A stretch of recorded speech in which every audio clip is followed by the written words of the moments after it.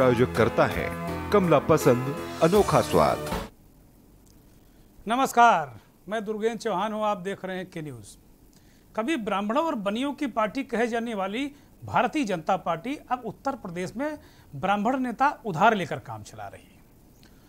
उधार उस दल से जिसकी 7 पुस्तों को पानी पी पी कर भाजपा के नेता कोसते हैं, शुद्ध भाषा में गरियाते हैं, उसे चुकी पार्टी बताते हैं, पर नेता उसी से याद करते हैं। ऐसा बिल्कुल नहीं है कि भारतीय जनता पार्टी के पास कद्दावर नेता नहीं है। मंथन में आज इसी पर बात, अपनों पे सितम, गैरों पे करम। अपनों पे सितम। तो देखा आपने, 1968 का ये गाना है, स्वर कोकिला लता जी ने यह गाया है। और हमने ये गाना वो योगी मंत्रिमंडल का जो विस्तार हुआ है दूसरा, उस पर बिल्कुल फिट बैठता है। अगर देखें तो मुख्यमंत्री के अलावा जाति समीकरण देखें तो 60 मंत्री अब हो गए हैं। इसमें अगड़े 26 हैं, इसमें 8 ब्राह्मण हैं, 8 ठाकुर हैं, 5 वैश्य हैं, 2 भूमिहार हैं, 3 खत्री हैं, कायस्थ हैं और पिछड़े करीब 23 हैं। सर्वाधिक जो संख्या है मंत्रियों की वो 23 पिछड़े वर्ग के लोग यानी अति पिछड़े लोगों की है। 5 कुर्मी हैं, इसमें 3 जाट हैं, 3 लोध हैं, 2 मौर्य हैं, 2 कहार हैं, 1 गुर्जर है, 1 गरड़िया है, 1 निषाद है, 1 नोनिया है, सैनी है, यादव है, राजभर है, मल्लाह है और अनुसूचित जाति के 9 मंत्री हैं। 2 कोरी हैं, 1 पासी है, 1 जाटव है, 1 धोबी है, बेलदार है, आदिवासी खटीक। अब बात करते हैं तो अल्पसंख्यक वर्ग के 2 मंत्री हैं। 1 मुसलमान है, मोहसिन रजा, और दूसरे सिख हैं, बलदेव सिंह ओलख। 42 जिलों की करीब 300 सीटों पर जाति समीकरण साधने के लिए ये पूरा सिस्टम बनाया गया। अब इस तरह से जो अगड़ी जातियों के मंत्री जो हो गए हैं मंत्रिमंडल में, वो 26 हो गए हैं। पिछड़ी जातियों के 23 और अनुसूचित जातियों के 9 चेहरे हैं। और सबसे बड़ी बात यह है कि अगर देखा जाए तो पूरे मंत्रिमंडल में महिलाएं कुल 4 हैं। ये अब जो कल समीकरण बैठाकर मंत्रिमंडल का जो दूसरा विस्तार किया गया उसकी हम बात कर रहे हैं। और अगर टोटल कुल मिलाकर देखें तो कमल रानी वरुण की मौत के बाद कोरोना से उनका दुखद निधन हो गया था। उसके बाद कोई महिला कैबिनेट मंत्री नहीं, ये चारों की चारों राज्य मंत्री हैं। बातें बहुत बड़ी बड़ी होती हैं कि आधी आबादी को आधा हिस्सा, 33% आरक्षण की बात उठती है संसद से लेकर विधानसभा तक और हर जगह।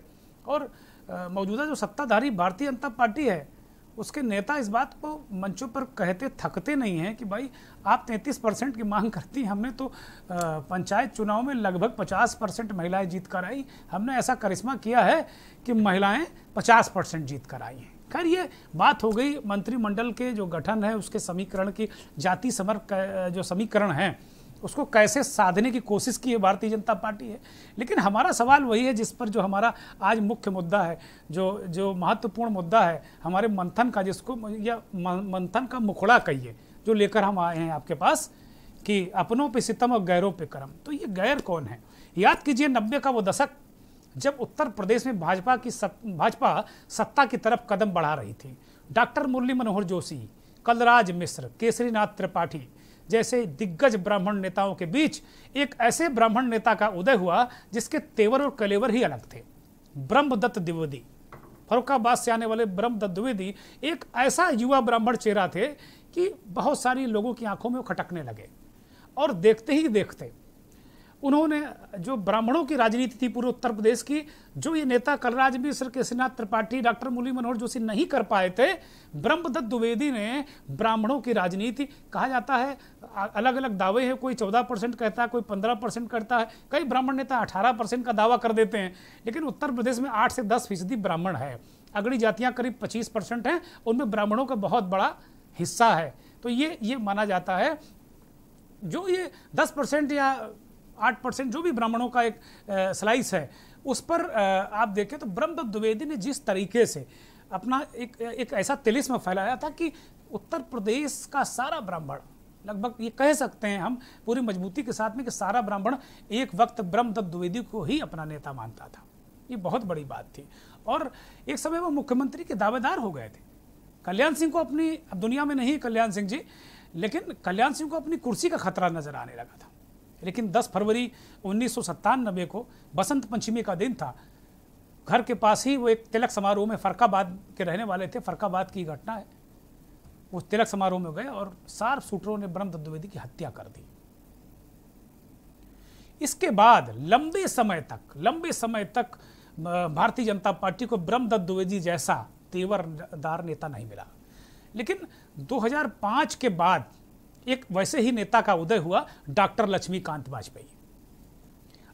वैसा ही तेवरदार नेता ब्राह्मणों के बीच और अन्य लोगों के बीच और पार्टी का कार्यकर्ता। डॉक्टर लक्ष्मीकांत द्विवेदी 2 बार उत्तर प्रदेश बीजेपी के अध्यक्ष रहे, 5 बार विधायक रहे। पिछली बार वो जब पूरा लहर चल रही थी बीजेपी की तो मेरठ से चुनाव हार गए। बड़ा आश्चर्यजनक था उनका हार जाना।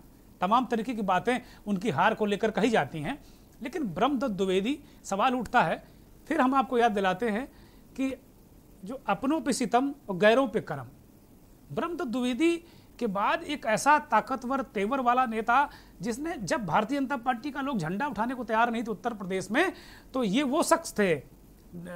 डॉक्टर लक्ष्मीकांत वाजपेयी संघर्ष कर रहे थे, सड़कों पर पुलिस की मार खा रहे थे, कार्यकर्ताओं में वो जोश पैदा कर रहे। संघ के आशीर्वाद से 2 बार उन्हें उत्तर प्रदेश का अध्यक्ष बनाया गया और पूरा कार्यकाल उन्होंने पूरा किया। उसके बाद जब सत्ता की मलाई आई तो डॉक्टर लक्ष्मीकांत वाजपेयी दूध की मक्खी की तरह निकालकर फेंक दिया गया। ब्रह्मदत्त द्विवेदी के बाद एक ऐसा नेता, एक बेहतरीन ब्राह्मणों का नेता, और जिसके इर्द गिर्द एक अच्छा ब्राह्मण नेता तो डेवलप हो सकता था, बल्कि डेवलप ही था, उस नेता को एकदम से बर्फ में लगा दिया गया, किनारे कर दिया गया। क्यों? उसकी राजनीति को बर्फ में लगा दिया गया। ये बड़ा सवाल है। अब देखते हैं कि भाई मंत्रिमंडल में आप देख लीजिए एक बार, डॉक्टर दिनेश शर्मा उप मुख्यमंत्री, ब्रजेश पाठक कैबिनेट मंत्री, आप 8 ब्राह्मण हैं। आप ऊर्जा मंत्री देख लीजिए, शर्मा जी, लाइन लगी ब्राह्मण नेताओं की। तो क्या वजह है? डॉक्टर महेश शर्मा सांसद रहे हैं, केंद्रीय मंत्री रहे हैं, नोएडा के सांसद किनारे बैठे हुए अस्पताल चला रहे हैं, कोई पूछ तो अब नजर आ नहीं रही उनकी संगठन में। इतने अभी भी डॉक्टर लक्ष्मीकांत वाजपेयी को बर्फ में लगाए, बड़ा सवाल है। क्योंकि जिस तरीके के ब्राह्मण नेता की 2022 में भारतीय जनता पार्टी को जरूरत थी, वो सारे गुण डॉक्टर लक्ष्मीकांत वाजपेयी में है। तो ब्राह्मण नेता की तलाश काफी समय शुरू थी। आप अशोक वाजपेयी को, डॉक्टर अशोक वाजपेयी को सपा से लाते हैं, उन्हें राज्यसभा भेज देते हैं। लक्ष्मीकांत वाजपेयी को आपने कहीं नहीं भेजा, न विधान परिषद न राज्यसभा। इस बार भी बहुत सारे लोग उम्मीद लगाए थे कि शायद उनका शपथ ग्रहण होगा, लेकिन नहीं। जिस समय शपथ ग्रहण हो रहा था, लक्ष्मीकांत वाजपेयी को फोन किया गया हमारे यहाँ से कि क्या आप लखनऊ में हैं। हमारे सहयोगी विशाल ने उन्हें फोन किया कि आप लखनऊ में हैं। उन्होंने कहा नहीं भैया, मैं मेरठ में हूँ और टीवी पर शपथ ग्रहण का आनंद ले रहा हूँ। अब देखिए उस नेता के साथ, खैर ये पार्टियां हैं, अपना उनका संगठन है, मैं कोई किसी की पैरोकारी नहीं कर रहा हूं। लेकिन सबसे बड़ा सवाल यही है कि डॉक्टर लक्ष्मीकांत वाजपेयी जैसा नेता होने के बाद ऐसी जरूरत क्या पड़ी कि वो भारतीय जनता पार्टी के लोग या उनको भारतीय जनता पार्टी के नेतृत्व को क्या जरूरत पड़ी कि कांग्रेस का नेता आयातित करें, उसे ब्राह्मण बताकर प्रोजेक्ट करें। जितिन प्रसाद भैया ये ब्राह्मण नेता कब थे? जुमा 1.5 साल से इनको संगठन चलाते हो गया ब्राह्मण चेतना परिषद। उसके पहले तो ये ब्राह्मण नेता के रूप में इनको हम जानते नहीं थे, कभी नहीं। ये तो लगातार एक कांग्रेस के जो पॉलिटिशियन थे, ट्रेडिशनल पॉलिटिक्स करते थे, ब्राह्मण के रूप में तो कांग्रेस ने भी इनको कभी प्रोजेक्ट नहीं किया। और इतने बड़े ब्राह्मण नेता होते तो क्यों 2 बार 2 जगह क्यों चुनाव हार गए वो? तो ये सबसे बड़ी बात है। ये भारतीय जनता पार्टी के जो नेता हैं, जो 58 विधायक आए हैं जीतकर ब्राह्मण, और वो लगातार इस बात को कह रहे थे कि ब्राह्मणों का उत्पीड़न हो रहा है भारतीय जनता पार्टी में, और सीधे सीधे सरकार पर निशाना भी साध रहे थे जो भारतीय जनता पार्टी के अंदर के ब्राह्मण हैं। दिनेश शर्मा क्या बहुत बड़ा चेहरा नहीं थे या उनका प्रयोग नहीं हो सकता था? ब्रजेश पाठक, अरुण पाठक 2 बार के एमएलसी, कानपुर में 100 साल की एमएलसी का वो रिकॉर्ड, उस परिवार का वर्चस्व खत्म किया, स्वरूप परिवार का। वो नेता का मंत्री नहीं बन सकता था। एक चोटीधारी ब्राह्मण है, संस्कारी ब्राह्मण है, शिक्षक हैं, संघ से जुड़े हुए हैं, खाटी संघ के से आते हैं। अरुण पाठक मंत्री क्यों नहीं हो सकते थे? अरुण पाठक को क्यों बीजेपी नहीं प्रोजेक्ट कर सकती थी? तो मुझे लगता है बीजेपी को आयात करने की आदत पड़ गई है। चाहे आप केंद्र में देख लीजिए, आपको 30-40% नेता कांग्रेस से आयातित मिलेंगे और गालियां देंगे कांग्रेस को। आपको नेता वही बातें हैं, जिन लोगों ने लाठियां खाई हैं, जिन्होंने संघर्ष किया है, जिन्होंने झंडा उठाया भारतीय जनता पार्टी का, आज आपकी सरकार बनी तो ब्राह्मण नेता बाहर से ला रहे हैं। और जितिन प्रसाद कौन से ब्राह्मण नेता है? अभी जुमा 3 दिन आए, डायरेक्ट बिल्कुल पैरासूट लैंडिंग हो गई, उनको उठाकर मंत्री बना दिया गया, एमएलसी भी बन गए और तुरंत मुख्यमंत्री की लाइन वाला मकान भी अलॉट हो गया। अरे ये अपेक्षा तो AK शर्मा जी ने की थी, जो मोदी जी से उत्तर प्रदेश का टिकट कटा कर आए थे, उनको भाव नहीं दिया गया। मेरे पास पुख्ता सबूत हैं कि ये राजनीतिक नहीं व्यापारिक डील हुई है भारतीय जनता पार्टी के अंदर। जिन लोगों ने भी डील की है, ये व्यापारिक डील है, ये राजनीतिक डील बिल्कुल नहीं है। और उत्तर प्रदेश का नागरिक होने के नाते मुझे कहने का अधिकार है कि ये राजनीतिक डील बिल्कुल नहीं है, यह व्यापारिक डील है। जो जितिन प्रसाद हैं, उनके परिवार का कभी जमीनी स्तर पे कहीं नहीं रहा। कांग्रेस की जो वेब थी, एक तरीके से कांग्रेस का जो करंट था, उसमें वो सांसद बन गए। उनके पिताजी बाबा जितेंद्र प्रसाद, वो भी कोई वो जोड़ तोड़ की राजनीति वो भी किया करते थे। वो कोई जमीनी नेता है, जमीन पर उनका कोई बहुत बड़े ब्राह्मण नेता के रूप में मैंने नहीं सुना कभी कि उनका कोई बहुत बड़ा जनाधार रहा हो। वो एक अच्छे मैनेजर थे, एक पॉलिटिकल मैनेजर थे। नरसिंह राव की सोनिया गांधी का विरोध करने के कारण नरसिंह राव ने उन्हें अपना सलाहकार बना दिया। तब से बाबा जितेंद्र प्रसाद का कद बहुत बड़ा हो गया। लेकिन ये बात तो किसी के गले नहीं उतर रही, उत्तर प्रदेश के किसी कार्यकर्ता के गले नहीं उतर रही बीजेपी के, कि भाई जितिन प्रसाद को ब्राह्मण नेता के रूप में। अद्भुत है, अद्वितीय है कि जितिन प्रसाद कौन से ब्राह्मण नेता हैं। ये अपने आप में बहुत बड़ा सवाल है कि जितिन प्रसाद क्या कितना भारतीय जनता पार्टी के जो ब्राह्मण वोटर हैं उनको कैसे साध पाएंगे वो, जब आपके पास लंबी फौज है भारतीय जनता पार्टी के पास ब्राह्मण नेताओं के 8 मंत्री हैं। जैसे आपने अजय मिश्र टेन्यू को केंद्र मंत्री बनाया, आप अपने विधायकों के बीच से नहीं बना पाते। कुल मिलाकर ये एक बिजनेस डील है, ये पॉलिटिकल डील बिल्कुल नहीं हो सकती और भारतीय जनता पार्टी को देखना होगा। और मुझे ऐसा लगता है कि चुनाव बाद भारतीय जनता पार्टी को ये पछतावा होगा। मैं पक्के यकीन के साथ कह रहा हूं, क्योंकि भारतीय जनता पार्टी के जो ब्राह्मण नेता है ना, उनके अंदर कसमसाहट है। अनुशासन और जो डंडा चलता है बीजेपी में, उसके डर से बोले चाहे भले ना कि चलो टिकट ना कट जाए कहीं, लेकिन वो इस बात को सोच रहे हैं। उनके बीच चर्चा है, मंथन है कि ये कहा गया कि भाई योगी जी की सरकार में ब्राह्मणों का विरोध बहुत हो रहा है, मतलब ब्राह्मणों पे उत्पीड़न बहुत हो रहा है, ब्राह्मण सुरक्षित नहीं है, ब्राह्मण सताया जा रहा है। ये सब जो जिन लोगों ने माहौल बनाया ना, मलाई तो जितिन प्रसाद चाट गए, आयातित ब्राह्मण। खैर, बीजेपी जाने उसकी महिमा है, लेकिन मुझे ऐसा लगता है कि जो कार्यकर्ता था, जिन ब्राह्मणों ने भाजपा को सत्ता के करीब पहुंचाया, बीजेपी के ब्राह्मण जो वर्षों से लगे हुए हैं, एक समय ब्राह्मणों की पार्टी कहा जाता था, ब्राह्मण और वैश्यों की पार्टी, उन लोगों को ऐसे जो आयातित नेता, ऐसे जो कार्यकर्ता है जो संघर्ष करके आता है, उन लोगों को एक तरीके से ओवरशैडो करते हैं या एक तरीके से ओवरटेक करते हैं, और ये किसी भी संगठन के लिए बिल्कुल ठीक नहीं। अब बात करते हैं कि जो मंत्रिमंडल में जो एक समीकरण बताया गया कि बहुत सारे पिछड़े, दलित और जो एक समीकरण बताया गया, एक ब्राह्मण है कैबिनेट मंत्री बनाया गया, उसके बाद कोई भी चाहे पिछड़ा हो, चाहे दलित हो, चाहे अन्य वर्ग का हो, सब राज्य मंत्री, कैबिनेट मंत्री केवल ब्राह्मण को बनाया गया, वो भी आयातित ब्राह्मण। मंत्रिमंडल के विस्तार पर अलग अलग तरीके से सभी ने अपनी प्रतिक्रिया दी है। विपक्ष ने क्या प्रतिक्रिया दी, बारी बारी से सुनिए, फिर इसका जरा गणित बताएंगे आपको।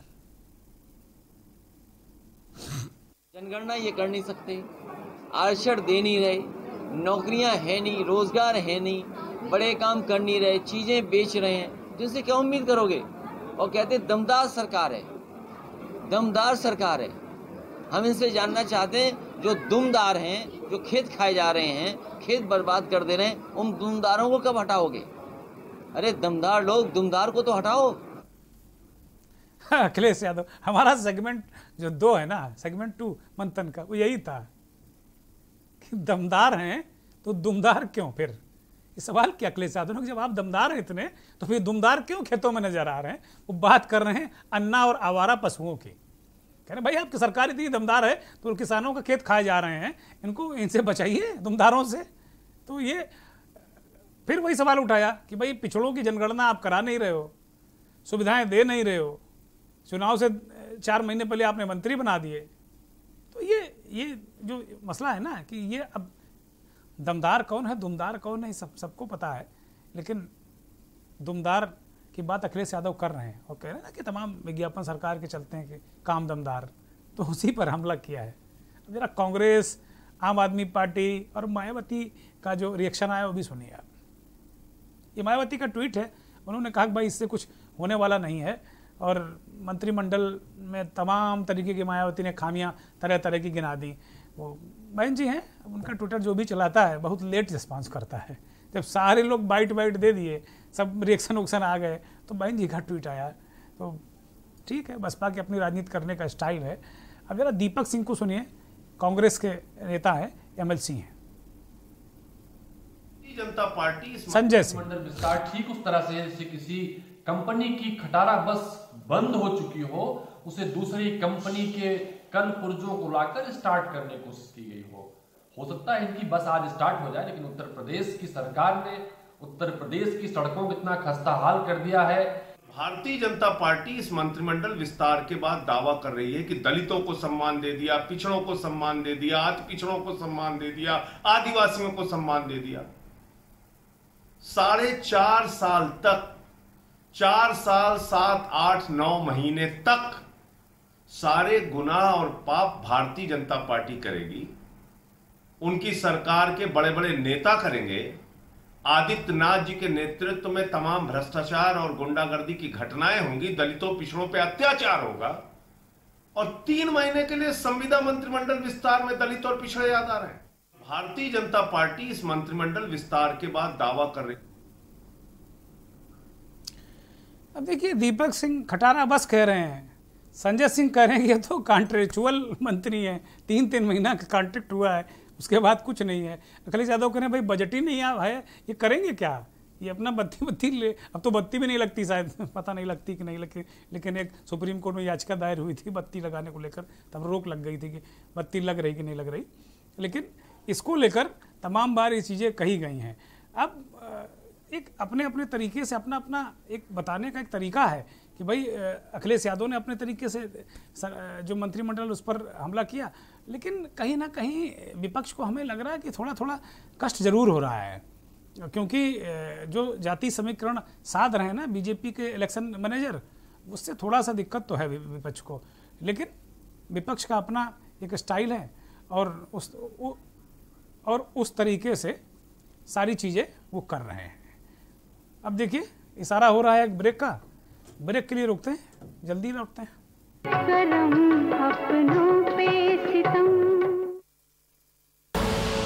आप देख रहे हैं के न्यूज, खबरों का सारथी।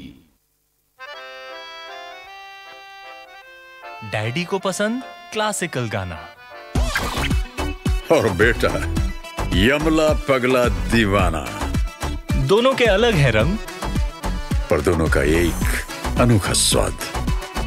कमला पसंद, अनोखा स्वाद। प्रधानमंत्री आवास योजना के तहत हर व्यक्ति का अपना घर का सपना साकार होता नजर आने लगा है। जरूरतमंदों को उन्हें अपना आवास मिलने लगा है। इस योजना में सरकार जरूरतमंदों को 1,30,000 रुपए अनुदान दे रही है। इसके अतिरिक्त स्वच्छ शौचालय निर्माण के लिए 12,000 की अतिरिक्त सहायता राशि का भी प्रावधान है। को आवास स्वीकृत प्रमाण पत्र दिए। हमारे पास कोई मकान नहीं था, हमें प्रधानमंत्री आवास योजना से पक्का मकान मिला। Thank you Modi ji. प्रधानमंत्री आवास योजना की जानकारी मिली, हमने कोशिश किया, आज हमारे पास अपना पक्का मकान है। धन्यवाद दामी जी का। पहले नंदाई चौकी रहते थे, कच्चे मकान है, झुग्गी बस्ती। अब ये मोदी सरकार ने पक्के मकान दिए। पहले रहते झुग्गी बस्ती में, अब मोदी जी ने हमें मकान दे दिए, अब मकान में रहते हैं लेंटर। हर व्यक्ति को अपना आवास मिले, इसके लिए केंद्र और राज्य सरकार प्रतिबद्ध है।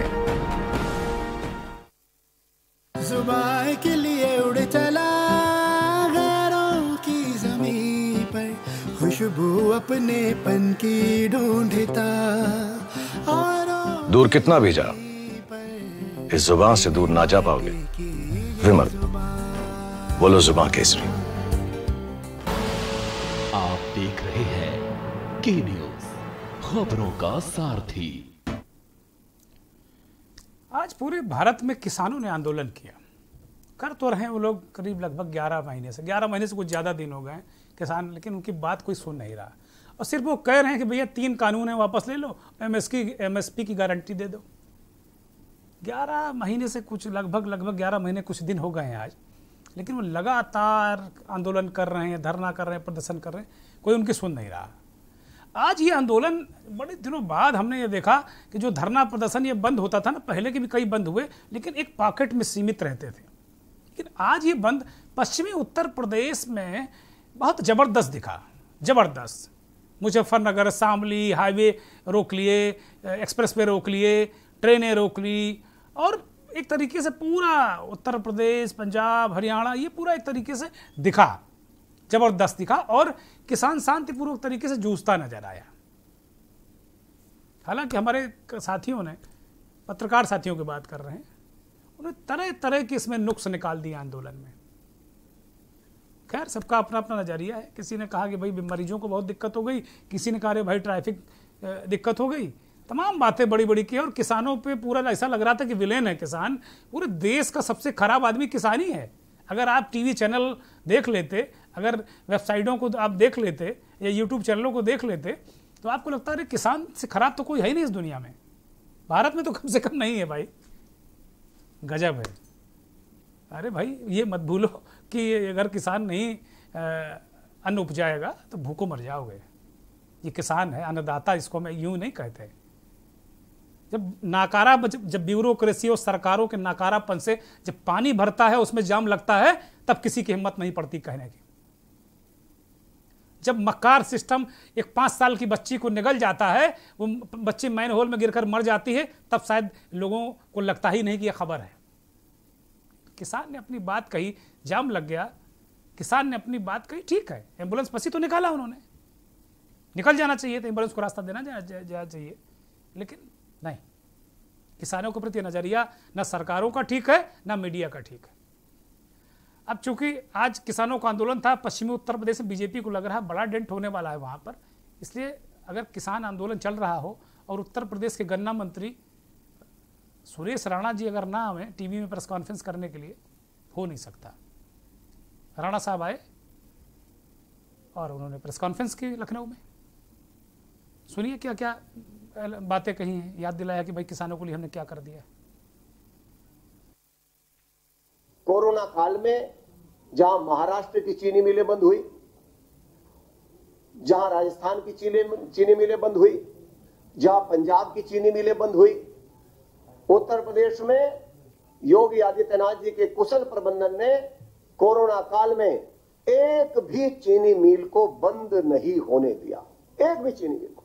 यह अपने आप में इतिहास भी है और कीर्तिमान भी कि एक भी चीनी मिल को, मैं किसान भाइयों का भी अभिनंदन करना चाहता हूं कि सोशल डिस्टेंस का पालन करते हुए और पूरे प्रबंधन के साथ एक भी दिन चीनी मिल का पहिया नहीं रुका, बल्कि उल्टे 23 जून तक हमने उत्तर प्रदेश में शुगर मिलों को चलाया। गन्ना भुगतान को लेकर 7 से 12 तक उत्तर प्रदेश में 52,000 करोड़ रुपए का भुगतान हुआ था 5 वर्षों में। 12 से 17 तक 5 वर्षों में 95,000 करोड़ रुपए का भुगतान हुआ था। यदि दोनों को आप जोड़ लो तो उत्तर प्रदेश में 17 से 21 तक मात्र 4 वर्षों में, मैंने 10 वर्षों का बताया, 4 वर्षों में 1,44,000 करोड़ रुपए का गन्ना किसानों का भुगतान हुआ है। मानो 10 वर्ष और ये 4 वर्ष, ये है योगी सरकार के काम करने का तरीका। गन्ना मंत्री जी कह रहे हैं, गन्ना विकास मंत्री सुरेश राणा जी ये कह रहे हैं कि भाई बहुत बहुत ढेर सारा, बहुत इतना अंक गिना दिया कि हमें यादें नहीं है, यादें नहीं हो पा रहा। इतना सारा पैसा किसानों का भुगतान 4 वर्ष में दे दिया उन्होंने, जो पिछले 10 साल में कभी नहीं हुआ। और ये विपक्ष कह रहा है, अखिलेश यादव बार बार कहते हैं कि भैया हजारों करोड़ रुपया बाकी है, सैकड़ों करोड़ रुपया बाकी है। सच कौन बोल रहा है, दोनों मिलकर अपना बात करें और जाने। वरुण गांधी जो भारतीय जनता पार्टी के पीलीभीत से सांसद हैं। पीलीभीत का जो इलाका है ना, तराई का इलाका है, वहाँ गन्ना काफ़ी होता है। अब सरकार ने, जब प्रियंका गांधी ने ये कहा कि भाई पंजाब की सरकार ने बढ़ा दिया है गन्ना का समर्थन मूल्य, तो उत्तर प्रदेश की भी बढ़ाए, तो सरकार ने 25 रुपया प्रति कुंटल बढ़ा दिया। जो गन्ना 325 में बिकता था वो 350 हो गया, जो 315 था वो 340 हो गया। ये तो कर दिया, लेकिन वरुण गांधी साहब, एक प्रियंका गांधी ने कहा कि भाई बराबर करो, पंजाब के बराबर करो, पंजाब की तरह करो। तो उन्हीं के परिवार से ताल्लुक रखने वाले, लेकिन बीजेपी में है वरुण गांधी, बीजेपी के सांसद हैं, उन्होंने साफ तौर पे कह दिया कि भाई ये बहुत कम पैसा है, इतने में काम नहीं चलेगा। अब उत्तर प्रदेश के जो गन्ना मंत्री जी हैं वो कह रहे हैं कि भाई बल्ले बल्ले है, और सांसद जी कह रहे हैं बिल्कुल ठीक नहीं। तो आपस में तो बैठ के बात कर लें सांसद जी और मंत्री जी, या जरूरत समझो तो मुख्यमंत्री जी के यहाँ बुला लें, क्योंकि ये कंट्राडिक्टरी बातें बिल्कुल ठीक नहीं है। ठीक है, तो गन्ने का यही हवाला है। गन्ने की राजनीति उत्तर प्रदेश में हरदम होती रही है, और गन्ने को लेकर बहुत सारे नेता बन गए। नेता नहीं मतलब सामान्य लोग जो अपने को नेता कहते तो बड़े नेता बन गए। तो गन्ना एक ऐसी चीज़ ही है, उसकी जो मिठास है, उसका रस है ना, उस रस में राजनीतिक रस भी बहुत ज़बरदस्त रहता है। मरता है किसान, रस निकलता है किसान का। पिरता है गन्ना, किसान का रस निकल जाता है ना। उत्तर प्रदेश की भाषा में कहते हैं तेल निकल गया। गन्ने में तेल तो होता नहीं, रस निकलता है, इसलिए हम रस की बात करें। तो रस किसान का निकल जाता है, और रस लेते हैं नेता, आपस में फायदा लेते हैं। मंथन में चलते चलते सेगमेंट होता है हमारा, आ गए हैं उसे लेकर। इन दिनों एक मतलब मुझे ट्रेंड ही कहेंगे देखने को मिल रहा है कि पंजाब के मुख्यमंत्री चरणजीत सिंह चन्नी ने भांगड़ा क्या किया कि अब हमको लग रहा है सिलसिला चल पड़ा है मुख्यमंत्रियों के नाचने का, माफ़ कीजिएगा नृत्य करने का, नाचने का नहीं, नृत्य करने का। राजनीतिक नृत्य तो वो किया करते हैं अक्सर, कभी विष्णु बन जाते हैं, कभी कृष्ण बन जाते हैं, कुछ भी बन जाते हैं। नेता इच्छाधारी हैं, बहुत सारे रूप धर लेते हैं, जहाँ जाते हैं तरह तरह के रूप धर लेते हैं। बहुरूपधारी, बहुरूपिया खराब शब्द नहीं है, अच्छा शब्द है, बहुरूपिया भी हो जाते हैं। अब मध्य प्रदेश के मुख्यमंत्री शिवराज सिंह चौहान को देखिए, मामा को इससे पहले हमने नाचते कभी नहीं देखा, लेकिन लग रहा पंजाब की हवा मध्य प्रदेश तक चली गई। उन्होंने कहा अरे चन्नी जब मेला लूटे ले रहे हैं भांगड़ा करके, तो हम भी जरा 2-4 ठुमके लगा लें। तो मामा के इसी नृत्य के साथ आपको हम छोड़े जाते हैं। बहुत बहुत धन्यवाद, नमस्कार।